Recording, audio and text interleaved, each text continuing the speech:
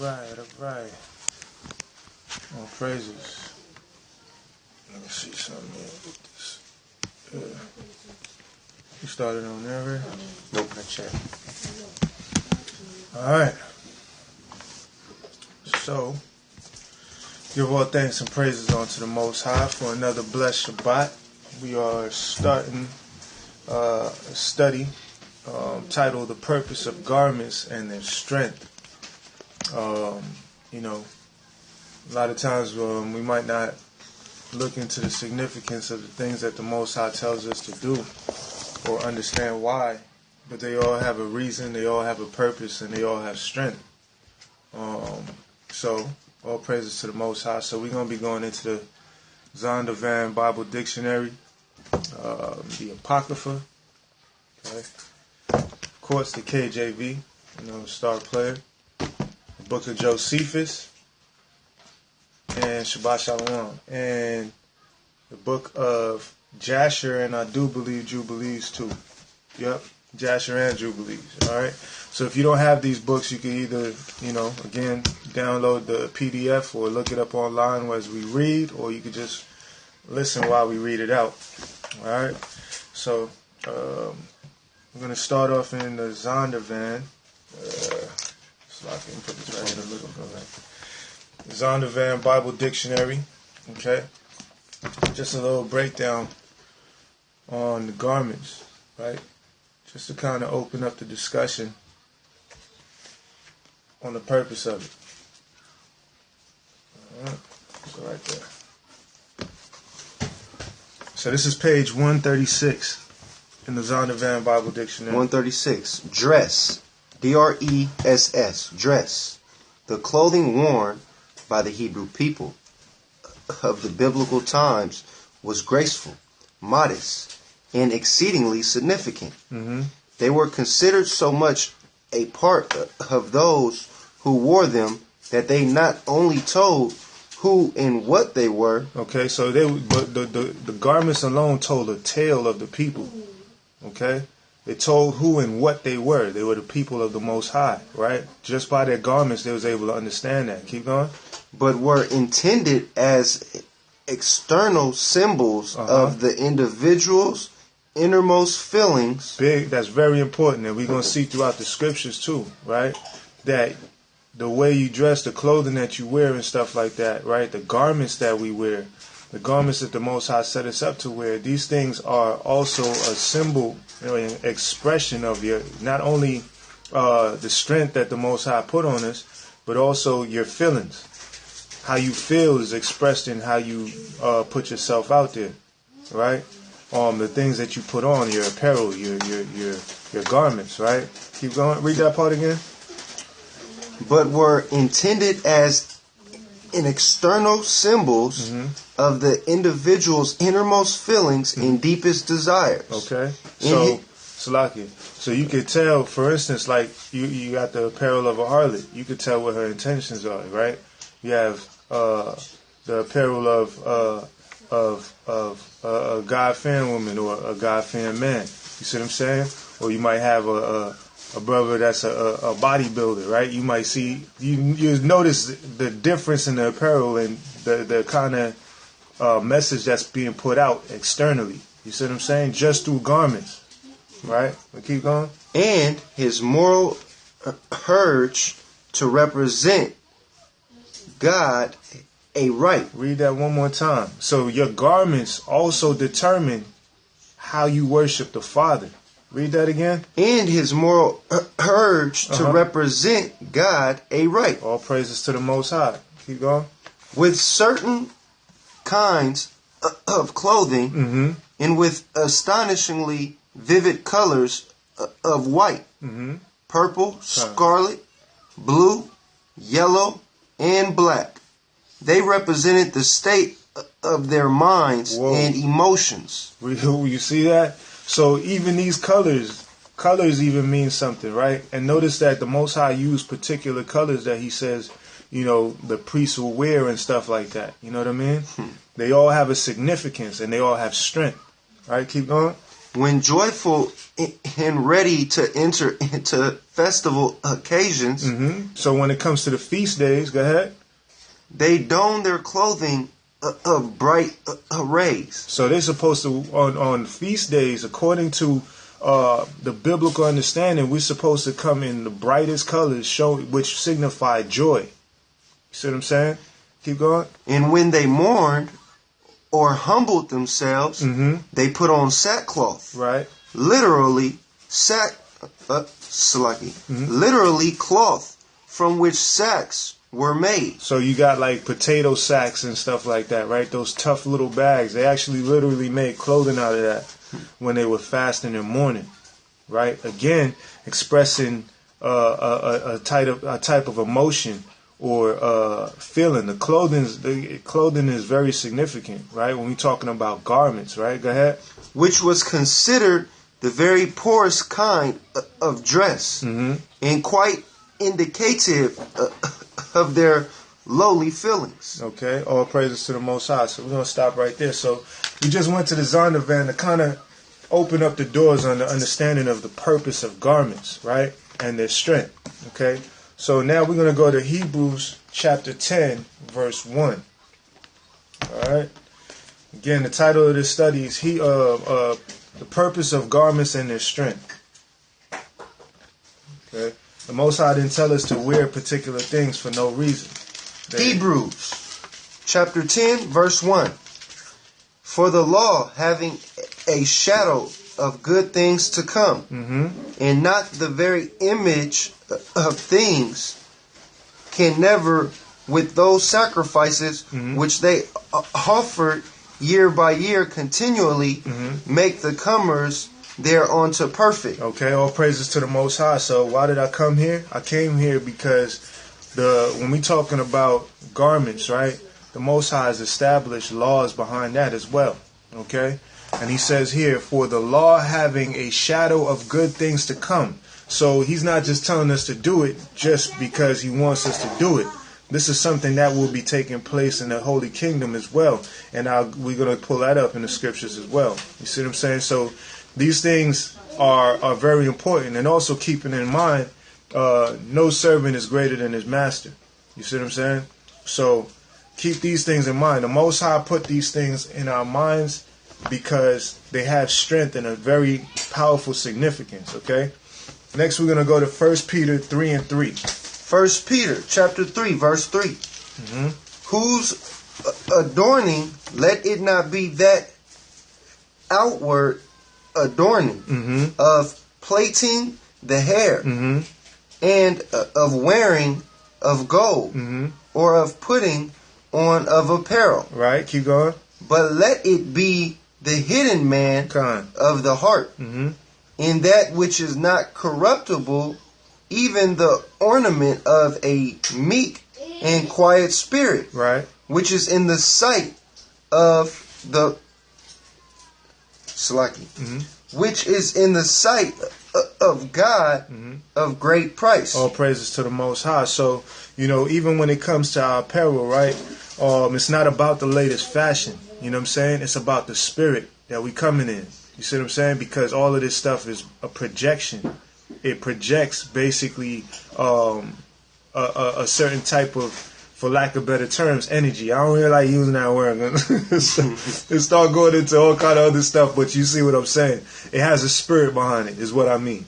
Okay? So, it's not about the latest fashion and all that stuff. It's about the spirit that we coming in, right? So we're going to go to 1 Timothy 2 and 9. Okay, when we talking about garments, understand we have to, keep in mind that the Most High didn't tell us just to do it, right? The law was a shadow of good things to come. So 1 Timothy chapter 2, verse 9. In like manner, also, that women adorn themselves in modest apparel, right, with shamefacedness and sobriety, not with braided hair, or gold, or pearls, or costly array, right, but which becometh women professing godliness with good works. Okay, so it's not saying that it's unlawful to have braids or anything like that. That's not what it's saying. It's talking about the spirit that you coming in. You know what I mean?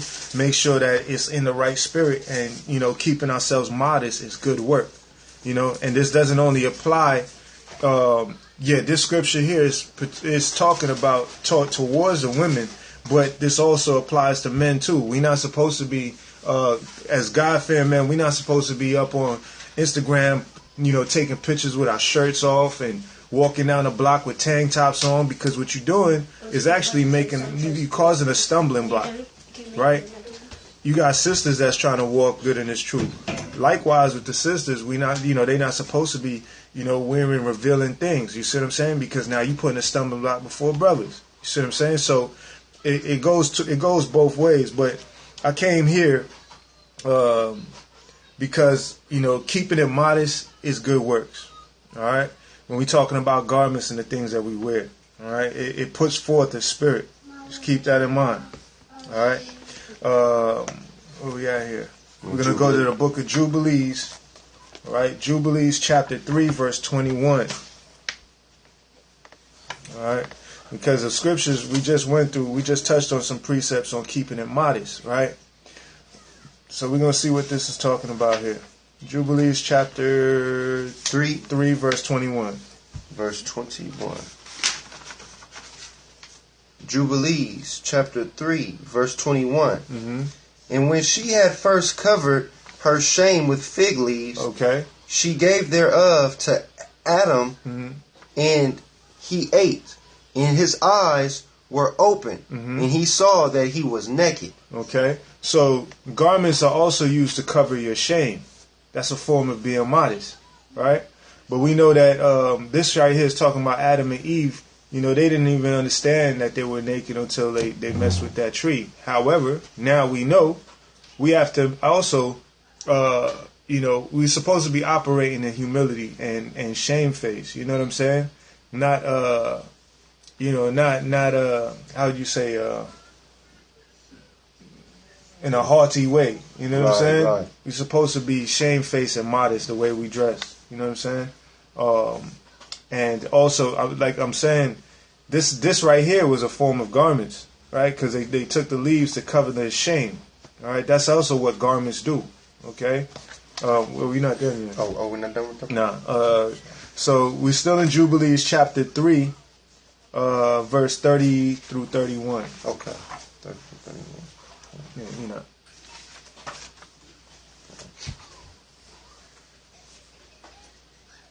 Okay, chapter 3. So like y'all bear with me. Jubilees chapter 3, verse 30 through 31. Through 30, okay. And to Adam alone did he give the wherewithal to cover his shame of all the beasts and cattle. Mm-hmm. On this account, it is prescribed on the heavenly tablet, mm-hmm. tables, as touching all those who know the judgment of the law, mm-hmm. that they should cover their shame. That they should what? Cover their shame. Okay, so we're not supposed to be walking around showing off our chest, or whether it's man or woman, or showing off our body parts. That's not how we're supposed to be operating. We're supposed to use these garments to cover our shame, right?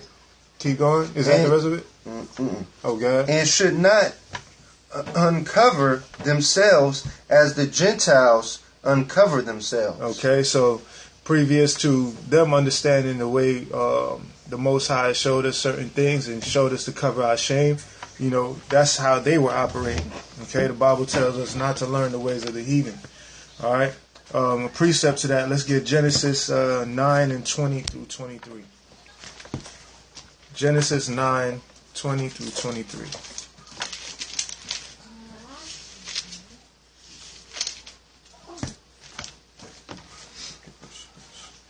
Alright, so garments are also supposed to be used to cover our shame. Okay? Genesis chapter 9, verse 20 through 23. Mm-hmm. And Noah began to be an husband, and he planted a vineyard, mm-hmm. and he drank of the wine, and was drunken, and he was uncovered within his tent. Okay, so he was within the privacy of his tent, his room, right, or his covering, let's say, right? Go ahead. And Ham, the father of Canaan, Ham was his son. Go ahead. Saw the nakedness of his father, and told his two brethren without. And Shem and Japheth took a garment and laid it upon both their shoulders, and went backward, and covered the nakedness of their father. They did what? Covered the nakedness of their father. Okay, all praises to the Most High. Garments are to cover our shame. All right, go ahead. And their faces were backward, and they saw not their father's nakedness. Okay. And Noah awoke from his wine, and knew what his younger son had done unto him. Okay, so this is also a purpose of garments, to cover our shame, right? To cover our nakedness, not to cover certain parts of our nakedness and show everything else. You know what I mean? That's not modest. We're going to go to Matthew 5:28, right? Because if we're not taking that into consideration, again, there's a spirit that's coming along with that. We talked about not putting a stumbling block before our brothers, and look what happened, or our sisters, right? Matthew 5:28. Matthew chapter 5, verse 28. But I say unto you, that whosoever looketh on a woman or a man, right? To lust, is a double-edged sword. Keep going. But I say unto you, that whosoever looketh on a woman to lust after her hath committed adultery with her already in his heart. Okay, so this is red letter, right? The purpose of garments, covering up our shames, not to lay a stumbling block before our brothers or sisters. Okay, very important, right? That's just one portion of it, right? We're going to get into many different facets of garments. All right, let's get Romans 4:14 and 13. Right, this is why it's important. This is why it's important. Romans 14 and 13. Romans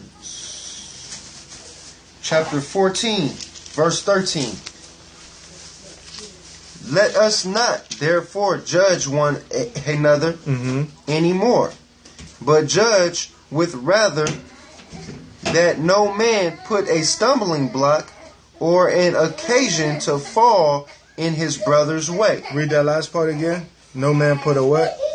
That no man put a stumbling block or an occasion to fall in his brother's way. Okay, so we are supposed to be carrying ourselves modestly, okay, and not putting a stumbling block before other people. All right, whether or not you look at it that way, that again, garments carry, as we read in the beginning, you know, it tells a lot, and it carries a spirit behind it as well. It could either be a spirit of the Most High or a different type of spirit. You see what I'm saying? But the Most High tells us how to operate. Okay, these things, the garments that we wear and how we wear it, can cause a stumbling block and, you know, cause a brother or sister to have adultery in their mind. You see what I'm saying? Be mindful. Right? That's why we're touching on that. We're going to go to Deuteronomy 22 and 5. Deuteronomy 22, chapter 22, verse 5. The woman shall not wear that which pertaineth unto a man. Okay, according to the scriptures, right? As it is written. Right? Go ahead. Neither shall a man put on a woman's garment. Right. For all that do so are abomination unto the Lord thy power. Okay, so we see a lot of that happening right now within the earth, right? You know, you have men dressing up like women and women dressing up like men, right? But we already know that that is an abomination, okay? You got a dictionary out? I do. Just to kind of really get that word, man, because that word, you know, we see it a lot in the Bible, but it's a very serious word.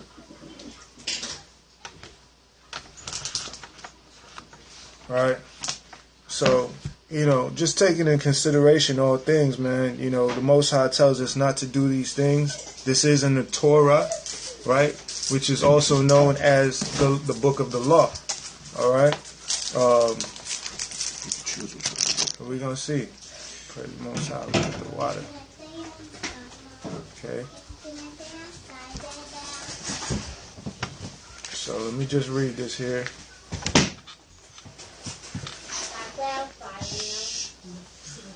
Okay. Abomination, right? Because we want to be vessels of honor unto the Most High.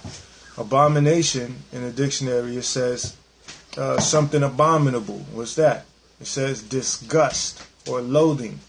Okay, so basically these things are disgusting to the Most High. So, for instance, like you got people that don't like spiders or, you know what I mean, slimy, creepy animals or whatever the case is, right? That's disgusting to them. They don't even want to touch it. So we don't want to be like that to the Most High. You see what I'm saying? How are we going to make it in the kingdom if we are disgusting to the Father? You see what I'm saying? So just putting that out there. We're going to go to... so again, like it says in Deuteronomy 22:5, you know, the garments that we are to wear are the garments that the Most High told us to wear. So I'm going to read Brother Tawal's going to read this part right here. This is in Zondervan Bible Dictionary, pertaining to the dressing of the man and the woman. So this one and then that one. So this is the men right there. Okay. The basic garments in general used among the men of biblical times seem to have consisted of the inner tunic, the tunic coat, the girdle, and the cloak. Okay, so the tunic was basically like a very long garment, all right. And the what was it else? The girdle basically goes around your waist, right? But go ahead. And the cloak. The cloak is basically another thing for like another word for overcoat or something like that. Go ahead. Added to this was the headdress and the shoes or sandals. Okay, so that the headdress will also be known as a mitri, or you know, some people call it a turban or whatever. But pretty much that's it, right? Now for the women, go ahead. The women were long garments reaching almost to the feet. Okay, so this is how the Hebrew women dressed, right? Long garments almost to the feet. Go ahead. With a girdle of silk or wool, many times having all the colors of the rainbow. Okay, very vibrant. You see what I'm saying? Very vibrant. Go ahead. Often such a garment would have a fringe hanging. A fringe hanging from the waist nearly to the ankles. The lady's headdress was, example, usually included some kind of kafia or cloth for covering the head. So the women covered their head, right? Go ahead. Yet the material that was in that covering was of a different quality, kind or color from that worn by the men. Okay, so in other words, the men had to leave the crown of their head open. The women covered their whole head, right? Which we know it also speaks of in the Bible. All right, so we're going to go to Jeremiah 31 and 33, okay? Because we're going to touch on some things, right? When we're talking about garments, I remember there was something that was taught to me from the quote-unquote camp that I was a part of, that certain things we don't really have to trip on. You know what I mean? Such as like, you know, the Bible tells us to, you know, it talks about when the law is in our heart, right? But let's see let's really get the context of that, because there's things that the Most High tells us to do, and it doesn't really seem optional to me. I could be wrong, but I'm always open to reproof. You know what I mean? But let's get it. Jeremiah chapter 31, verse 33. But this shall be the covenant that I will make with the house of Israel. After those days, saith the Lord. After those days, I will put my law in their inward parts. Okay. And write in their hearts. And will be their God. And they shall be my people. Okay. So what I understand when the law is embedded in our heart completely, is when that power of free will is kind of like moved to the left. You know what I'm saying? And we can't do any wrong. You see what I'm saying? Now we can look at it like, yeah, I love the Most High. He's in our heart, but we know as of right now, the hearts of men are deceiving. Okay, so to me, I'm seeing this with all clarity. Like when we in the kingdom, that's when these laws is embedded in our heart, and we're not going to be going to the left or the right, because right now, that door is always there. You see what I'm saying? But let's get verse 34. And they shall teach no more every man his neighbor. Why is that? And every man his brother, saying, Know the Lord. Right. For they shall all know me. Okay, so time out. Are we there yet? Does everybody know the Most High? Because if everybody don't know the Most High, then these laws is not always not embedded in our heart to perfection the way it needs to be, which I believe will happen in the kingdom. Again, I'm open for correction, right? So I'm bringing this up because under the covering that I was once upon, they were saying that the law's in our hearts, so we don't have to wear things like fringes, right? Well, the question that I pose forth is, where in the Bible did it ever say that we don't have to wear them? And the question is, did Yasha wear them? Right? Because if he wore them, and the servant is not greater than his master, are we supposed to wear them? Right? These are questions. Right? All praises to the Most High. So let's get 33 through 34 one more time, because just for the context of it, because this seems like it's definitely talking about in the kingdom where you don't even have to preach to people about the Most High because they all know him. Where would they all know the Father? Right? But let's get that one more time. Jeremiah chapter 31 verse 33. Come on. But this shall be the covenant that I will make with the house of Israel. After those days, saith the Lord, I will put my law in their inward parts, and write it in their hearts, and will be their God, and they shall be my people, and they shall teach no more every man his neighbor. Salakia, that and is a continuation. Keep going. Read that again. And every man, and they shall teach no more every man his neighbor, and every man his brother, saying, Know the Lord. Tell me why. For they shall all know me, from the least of them unto the greatest of them, saith the Lord. Not me. Not my brother right here. Say this is the words of the Bible, right? Keep going. For I will forgive their iniquity, and I will remember their sin no more. Okay. So all praises to the Most High, right? So we're going to continue to go. We're going to continue to go. And I'm bringing this up because when we say the law is in our hearts, if we at that point where we don't even have to preach no more, every man his neighbor, then it's there completely, and we don't know sin no more. Okay? So if we still able to sin, from my understanding, we're not there yet. I could be wrong, and I'm open to reproof. Let's get Numbers chapter 15, verse 38, right? Because that's what was, that was a part of the doctrine. You know what I'm saying? You don't got to worry about that. The law is in your heart, right? But when we look at that scripture and read it and let it speak, it's there's more to it than just the law being in your heart. He does a time, right, when it will be in your heart. Go ahead. Numbers chapter 15, verse 38. Speak unto the children of Israel, and bid them that they make them fringes in the borders of their garments throughout their generations. Throughout their generations, right? So basically, generations continue to move forward. Okay?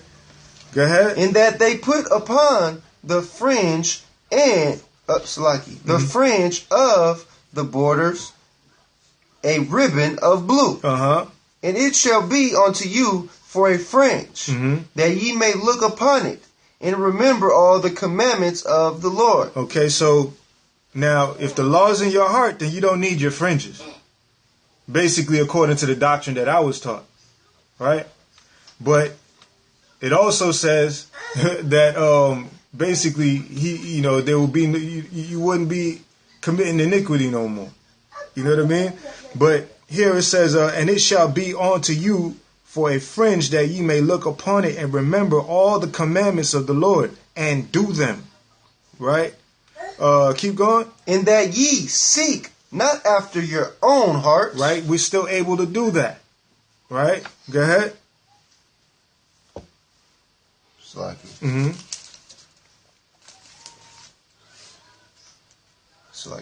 Seek not after your own hearts and your own eyes, after which ye used to go a-whoring. Verse 40. That ye may remember and do all my commandments and be holy unto your God. Okay, so again, when we're talking about the purpose of garments and their strength, this is a very spiritual thing, okay? He's not just telling us to put fringes on our garments just because it's the way it swings in the wind. You see what I'm saying? He's telling us to put it on so we can remember the laws and commandments and do them. You see what I'm saying? There's a spirit behind that. What is that? The fruit of the spirit. Righteousness. Okay? By keeping these things, it allows us to be closer to the Father, as opposed to being an abomination, which is disgust to the Most High. Okay? So, these things, and we read in the Zondervan how garments are very powerful. They're very powerful.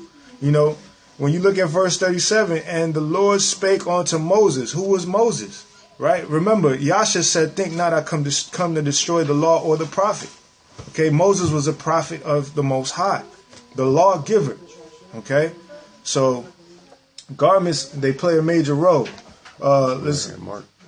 Yep. Luke. Yep, we're going to go to Luke chapter 8, verse 43. Okay? So, we read in the Torah where the Most High told Moses to tell the children of Israel to put put fringes on their garments, right? Luke 8 and 43. Luke, because we're going to show that even Yasha HaMashiach wore fringes. Okay? And if a servant is not greater than his master, okay? If he wore them, we ought to wear them. 1 John 2 and 6, if you abide in him, you ought to walk even as he walked, according to the word of God, not my words. All right? Luke chapter 8, verse 43. And a woman having an issue of blood 12 years, right, which had spent all her living upon physicians, neither could be healed of any, came behind him and touched the borders of his garment. What was on the border of his garment? His fringes. His fringes, right? Go ahead. And immediately her issue of blood stanched. Keep going. And Yasha said, who touched me? When all denied, Peter and they that were with him said, Master, the multitude throng thee and press thee, and sayest thou, who touched me? And Yasha said, somebody hath touched me, for I perceive that virtue is gone out of me. Okay. Wow. We're going to get another one. Let's go to Matthew 9 and 20. Okay. Wow. They all say the same thing, but in different ways. Right? She touched the border of his garment. According to the law, which we know Yasha kept perfectly, what would be on the border of his garment? Just ask him. Right? Matthew 9 and 20. Matthew chapter 9, verse 20. And behold, a woman which was diseased with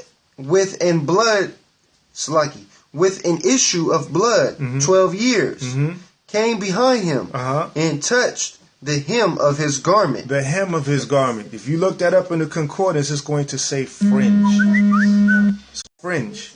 Okay? The hem of his garment. Let's get Mark 6:53.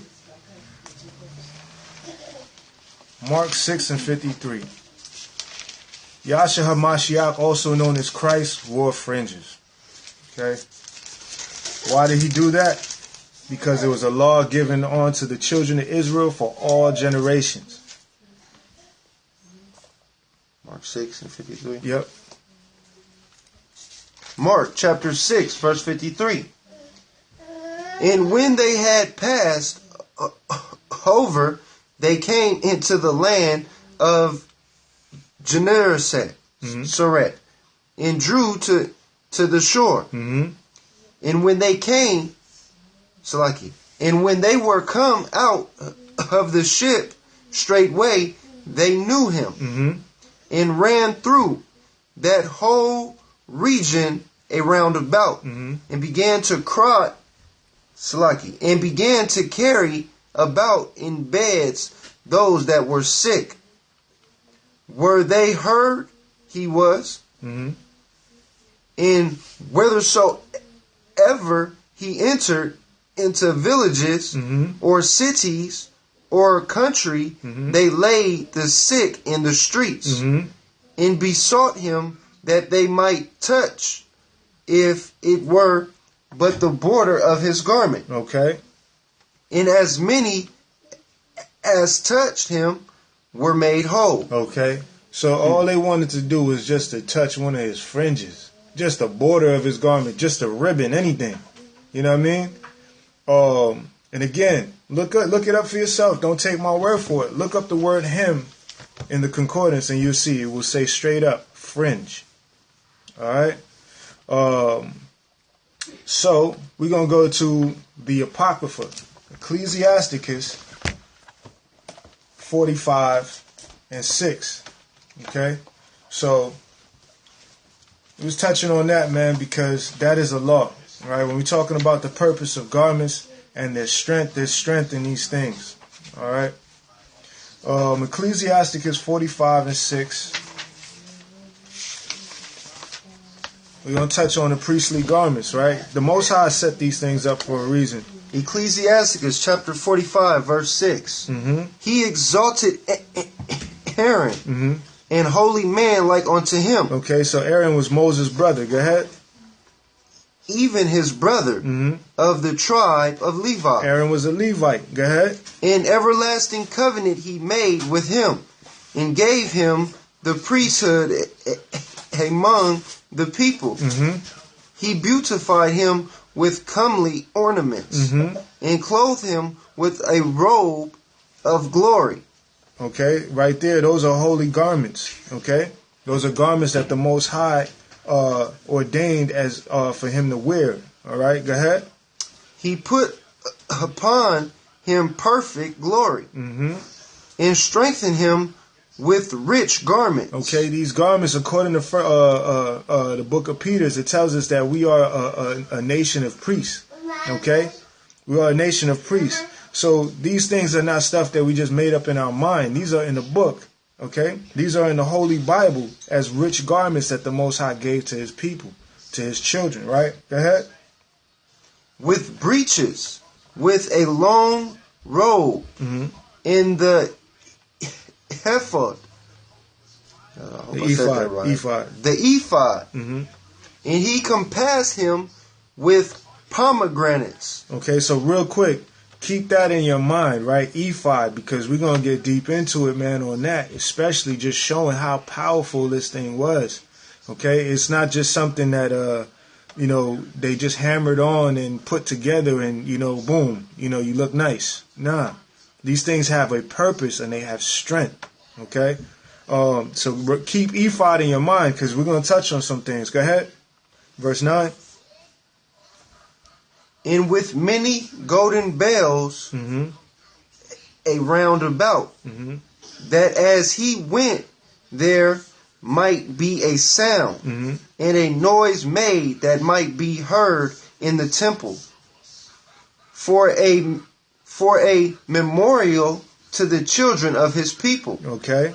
With an holy garment, with gold and blue silk and purple, the work of the embroiderer, with a breastplate of judgment, and with Urim and Thummim, with twisted scarlet. Scarlet is like a deep red. Go ahead.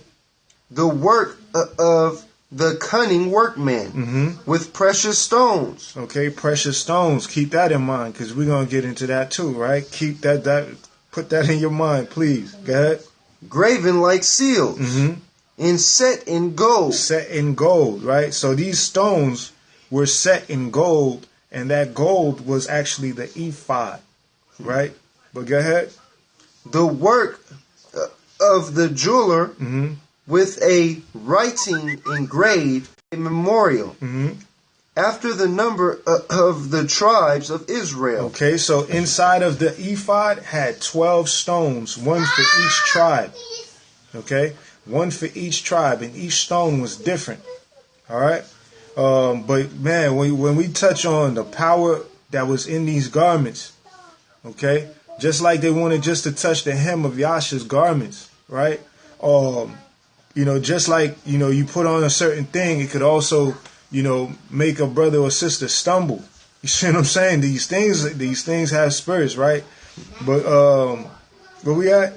12. Verse 12. Go ahead.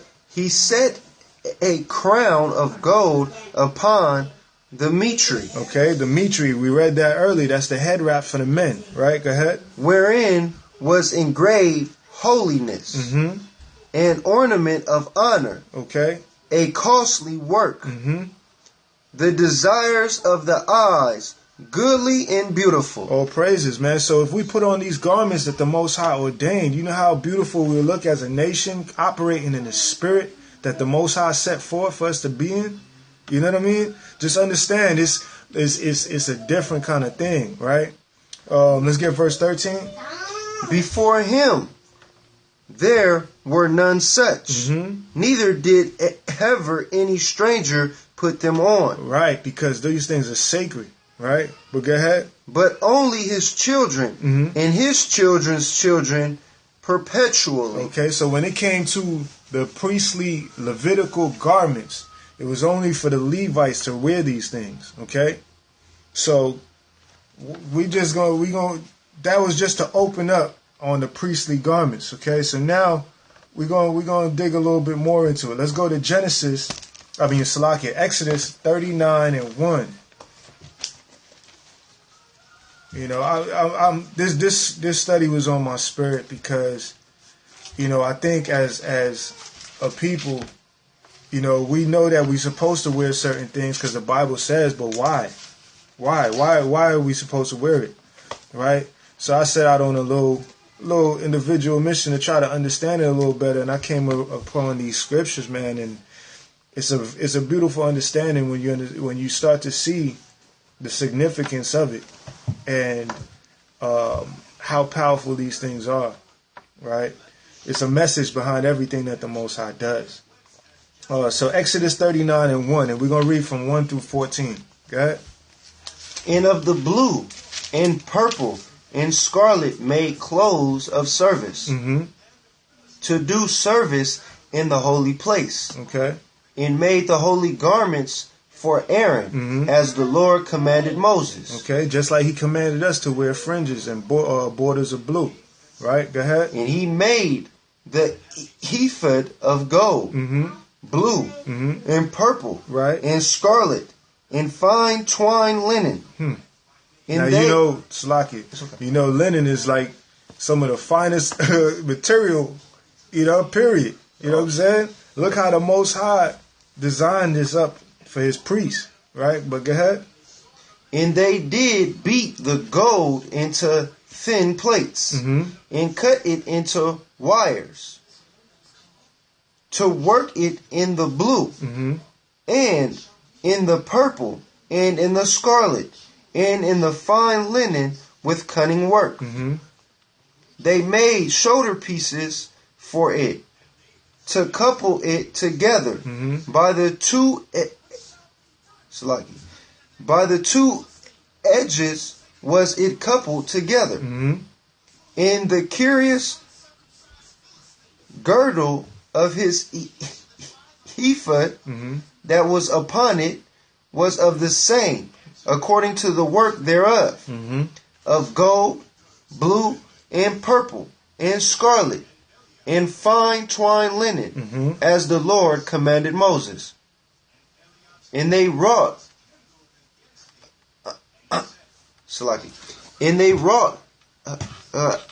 onyx stones enclosed in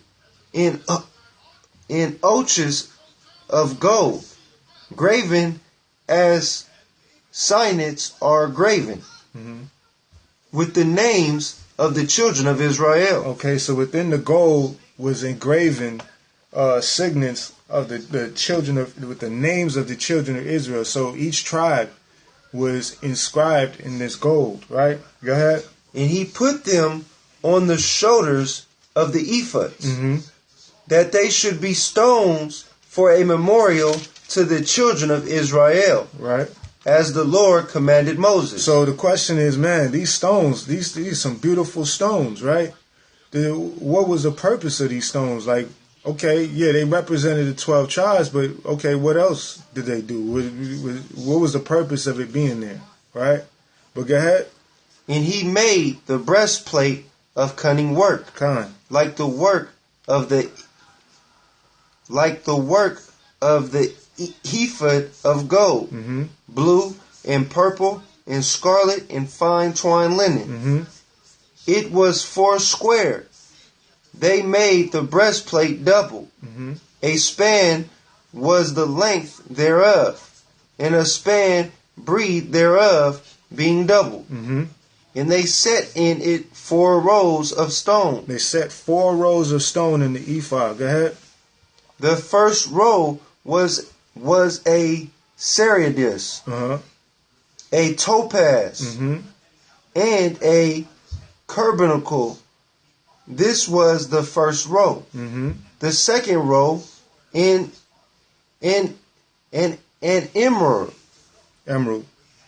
emerald, a sapphire, and a diamond. Okay. In the third row, a liquor, and agate, and an agate, and an amethyst. In the fourth row, a beryl, and an onyx, and a jasper. They were enclosed in pouches of gold in their enclosing. So basically, it's going to tell us what those stones were, right? Because 4 times 3 is 12, right? 12 tribes of Israel.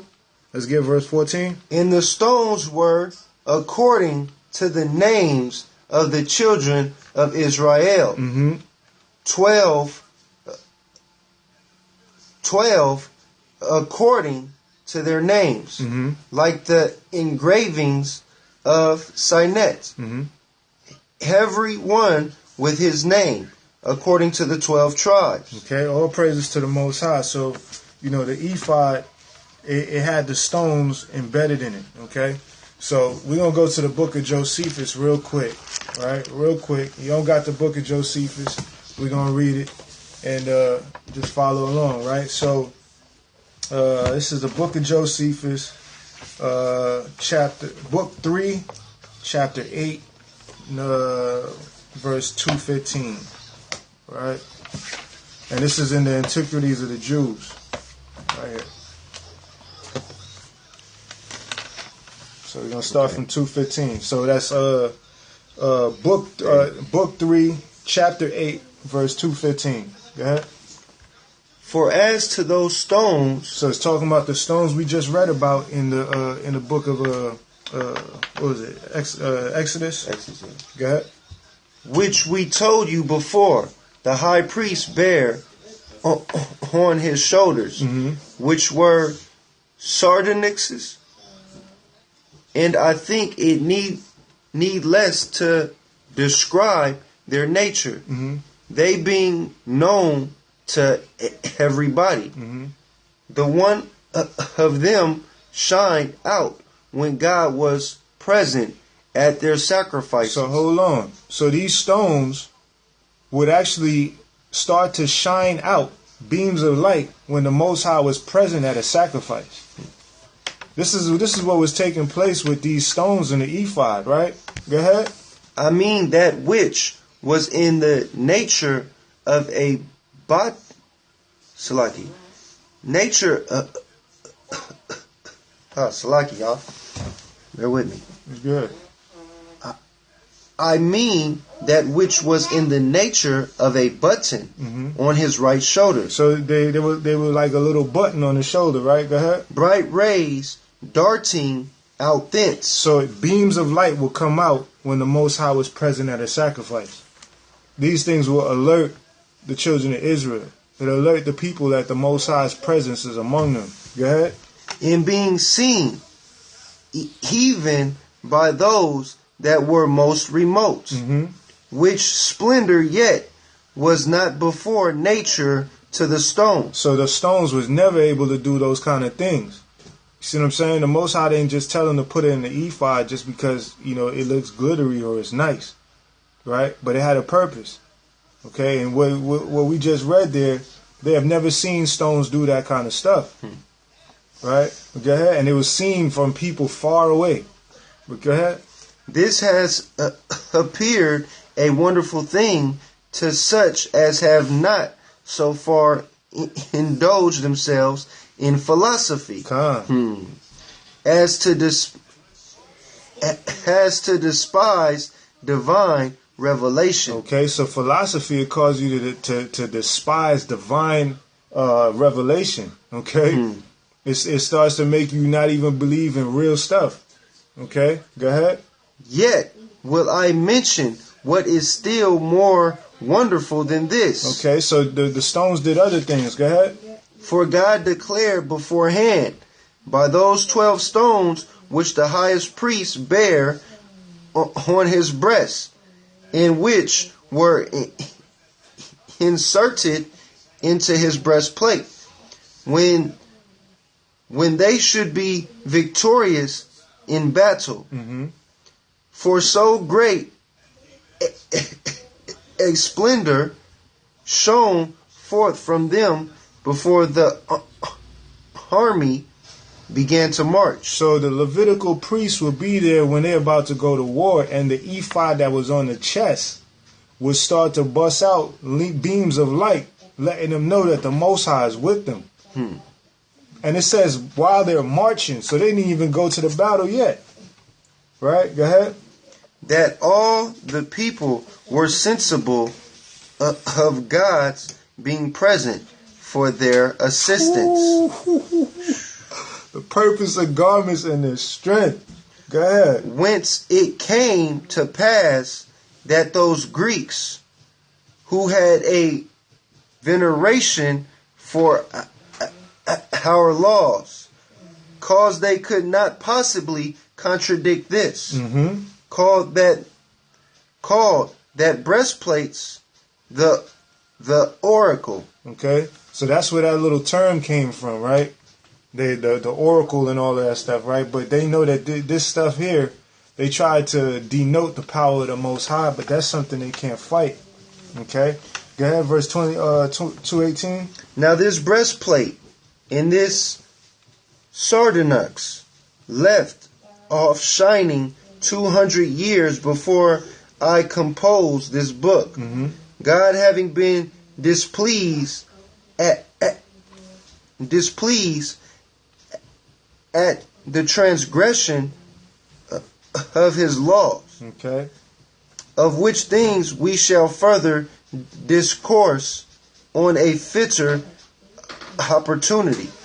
But I will now go on with my proposed narration. So all praises to the Most High, man. The ephod, it was also to alert the children of Israel of the presence of the Most High upon them. Okay, very powerful stuff, man. We're gonna go to Salaki. I got a couple more and then we're done here. I think probably like 3 more. So we're going to go to the book of Yasha, right? So, I went there to talk about the purpose of the garments and, what was going on there with the priestly garments, right? But also we talk about, we talk about garments having strength. Salakia, we're not there yet. We're going to go to Genesis. I'm sorry about that. Let's go to Genesis 3 and 21. Right? Because anything that the Most High gives us, again, is significant spiritually and with all strength. Okay? And divinity. Right? Let's get Genesis 3 and 21. Genesis chapter 3, verse 21. On to Adam, also to his wife, did the Lord God make coats of skin and clothe them. Okay, so we read earlier that when Adam and Eve, they found out they were naked, they made themselves little leaves and covered themselves, but the Most High gave them some clothing made of skin. Right? Let me read that again. 3 and 21, it says, on to Adam also and to his wife did the Lord AHAYAH make coats of skin and clothe them. Okay? So he put them in some clothing made of skin. So we're going to go to the book of Yasha 7 and 30. Okay? Just showing that, understand, this was garments that was given to them from the Most High. So we're going to touch on how powerful those garments were. Okay? The purpose of garments and their strength. Yasha chapter 7 verse 30. 7 verse 34. Mm-hmm. And Nimrod became strong when he put on the garments, and AHAYAH gave him might and strength. Mm-hmm. And he was a mighty hunter in the earth. Okay. Yeah, he was a mighty hunter in the field, and he hunted the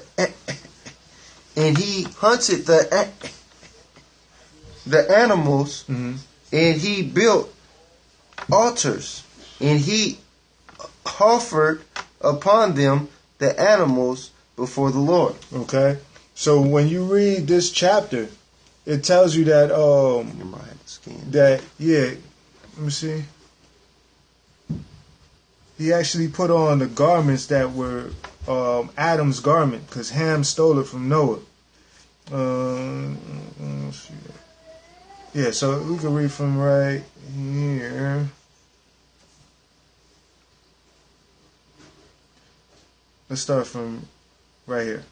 Boom, okay. Verse 24. We're going to start from verse 24. Salaki. Go ahead. Verse 24. Chapter 7, verse 24. In the garments of skin which AHAYAH made for Adam and his wife, when they went out of the garment, were given to Cush. Okay, so when they went out of the garden, it was given to Cush, right? But when you read further back, Ham took it from Noah, right? But keep going. For after the death of Adam and his wife, the garments were given to Enoch, mm-hmm. the son of Jared. Mm-hmm. And when Enoch was taken up to AHAYAH, he gave them to Methuselah, mm-hmm. his son. His son. Yep. Keep going. And at the death of Methuselah, Noah took them, mm-hmm. and brought them to the ark. Khan. And they were with him until he went out of the ark. Out of the ark. And in there, going out, Ham stole those garments, okay. from Noah, mm-hmm. his father. Right. And he took them and hid them from his brothers. Uh-huh. So he stole the garments from Noah. Okay. They was passed on to Enoch, and Enoch passed it on and so forth. But Ham stole them. Right. But go ahead.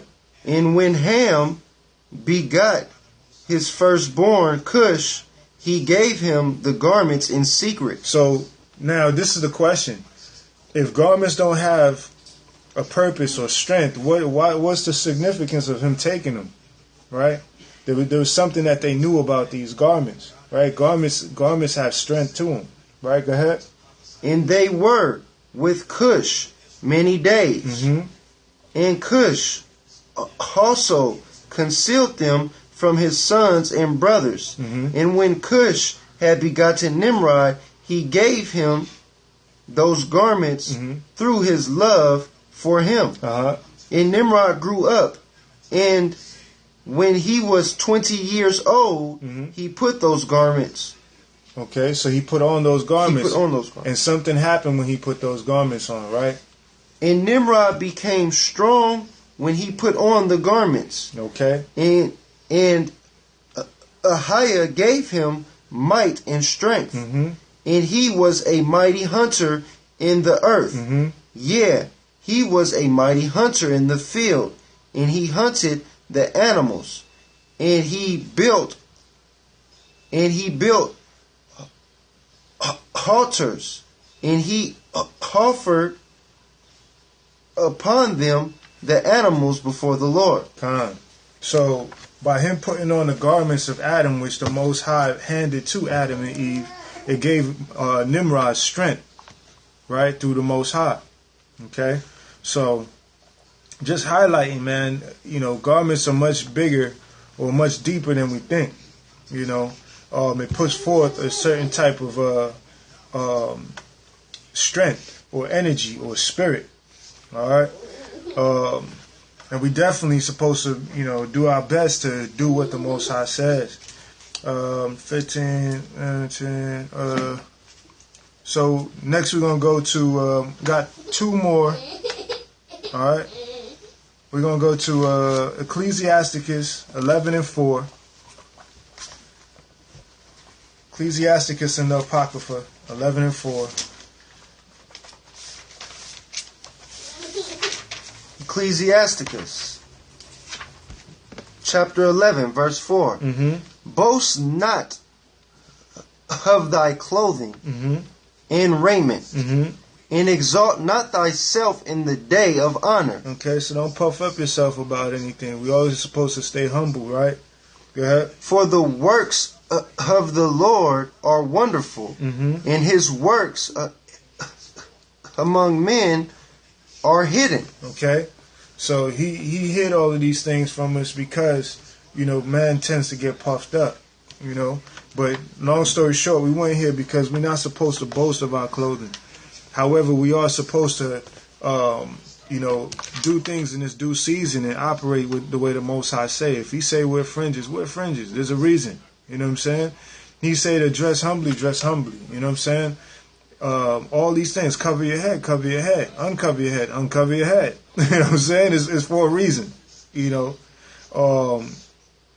So, and, also keeping in mind the first scripture that we brought out, the law is a shadow of good things to come. You see what I'm saying? This stuff all translate into the kingdom. All right. The Bible also says, those things that are loosed on earth, are loosed in heaven. Those things that are bound on earth are bound on heaven. You know what I mean? So all these things are connected, and just like the holy days are pretty much prophesying what is going to be in the last days. Just like you got Passover. What did you have to do? Sacrifice a lamb. Just so happened, which we know is not a coincidence. Yasha, also known as Christ, ended up being the sacrificial lamb. It was prophesying the things that's going to come in the latter day. So, just bringing these things to our attention. You know what I mean? That is very important. I got two more scriptures. We're gonna go to 2nd Esdras, again in the Apocrypha, 2 and 36.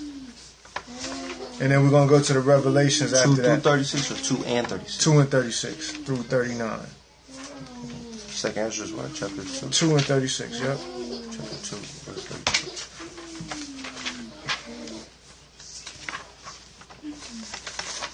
Remember, he calls us to be set apart. You know, and we have to do that in every facet that we can. Go ahead.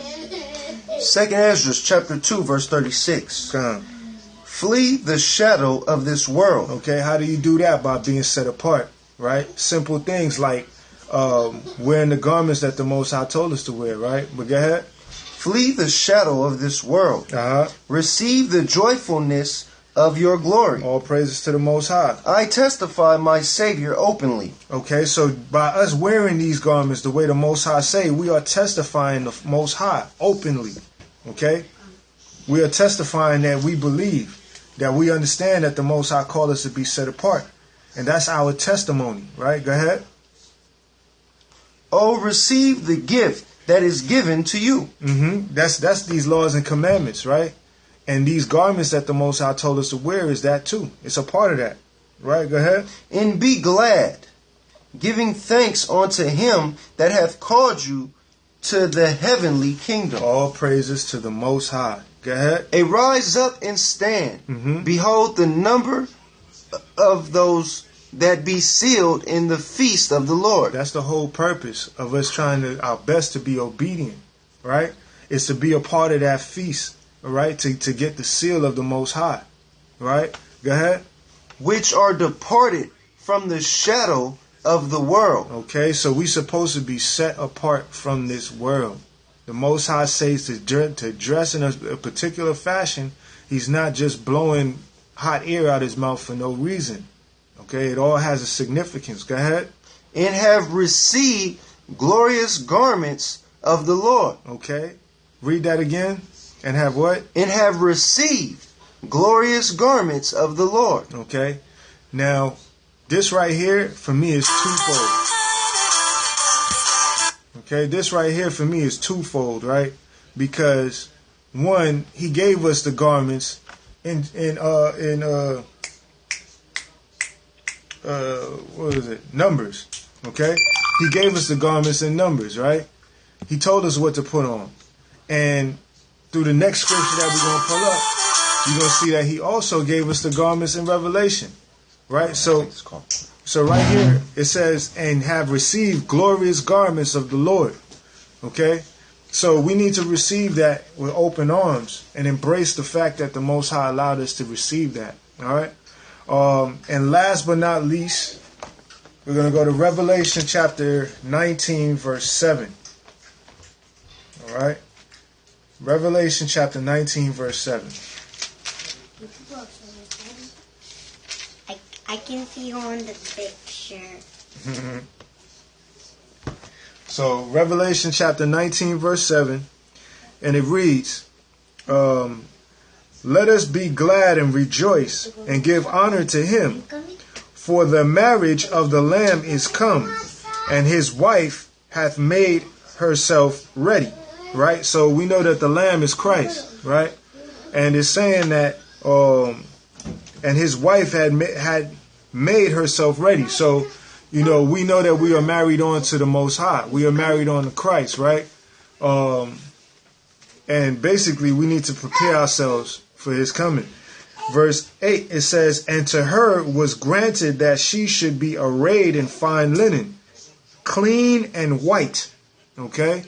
So, you know, the scriptures talk about, you know, being dressed in white, right?